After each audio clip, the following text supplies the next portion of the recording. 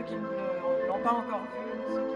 Il suo nome, non li confondete. Questo qui per Caterina. Buonasera donne, chiudete che fa freddo, c'è la tormenta. Come state? State bene? Mi raccomando, ogni pacco ha il suo nome, non li confondete. Questo qui per Caterina. È un tesoro. Turner? You're still making your nice little pictures, Mr. Turner. Turner. Clearly losing his eyesight. The masterpiece I here present, which Mr. Turner has just sent. Well, about 3 years ago, I was walking down Greek Street, where Mike's office is in Soho, and he'd spoken to me about 3 years before until he had this idea, don't tell anybody he was going to make a film about Turner.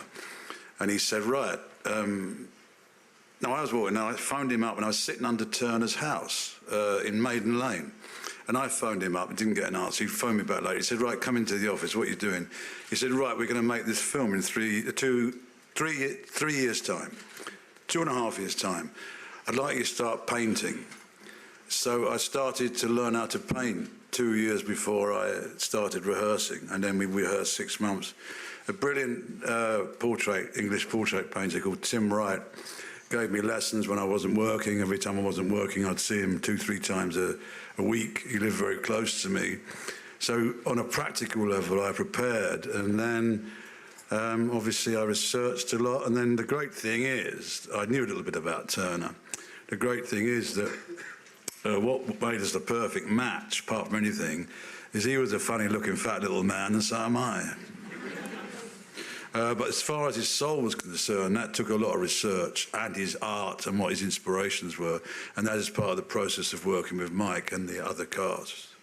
Well, apart from anything else, I think I'm always concerned with these films, and this film is no exception, with what I suppose you could call the tension between opposites in our lives.